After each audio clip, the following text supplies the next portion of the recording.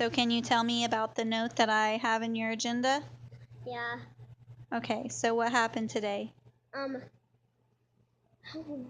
Me and other kid was playing, and then we started to break up, and he hit me first, so I hit him back, and we were just fighting to do it.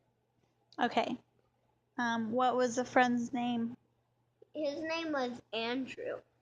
Is Andrew in your class, or is he a kid on the playground? He's a kid in my class. In your class. Okay.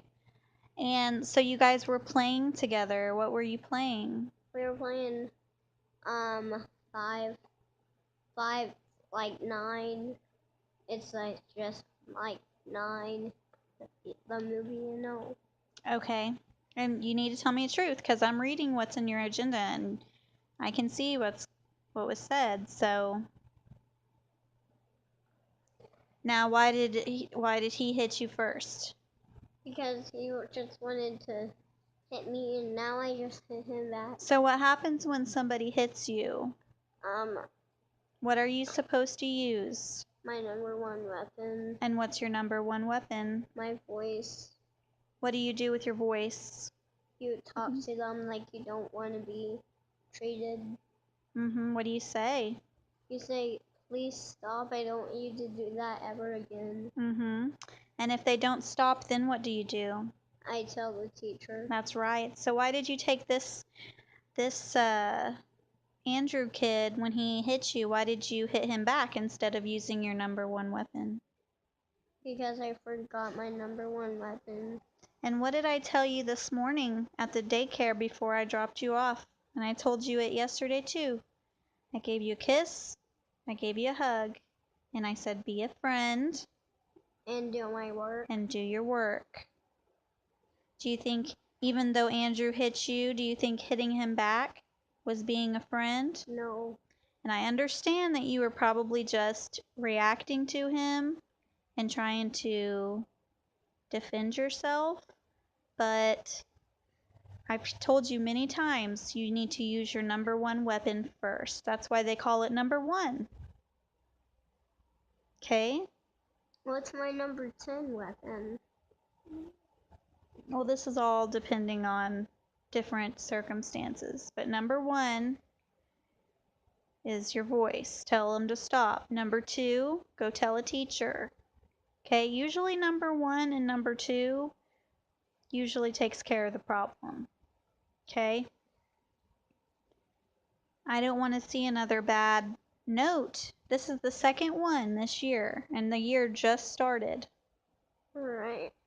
So if we get bad notes in our agendas like this, what should I do? What should your consequence be? That I've been bad.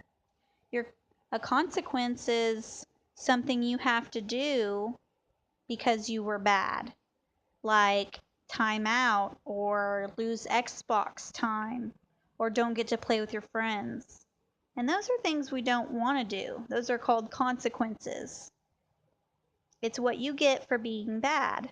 Alright. A consequence is different than a reward. A reward is what you get for being good. So when you're bad, what do you get? A consequence. Say it. A consequence. And when you're good, what do you get? A consequence. No, a reward. Okay? Alright. Rewards are good, consequences are not. So do you want a reward or a consequence? A reward. How do you get a reward? By listening. Okay, and by being a friend, and by not hitting, not pushing, not pulling on other kids' clothes.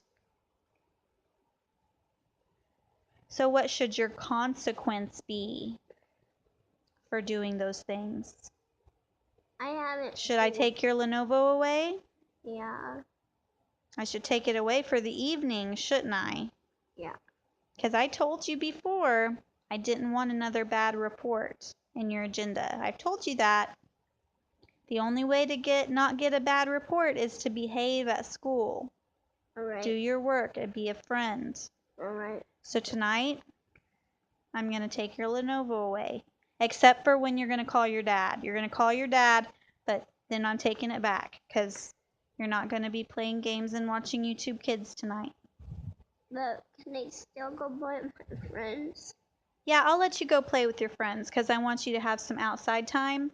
But when you come back in, you don't get your Lenovo and you're not going to get your Xbox either. I know. You're just going to, you can go play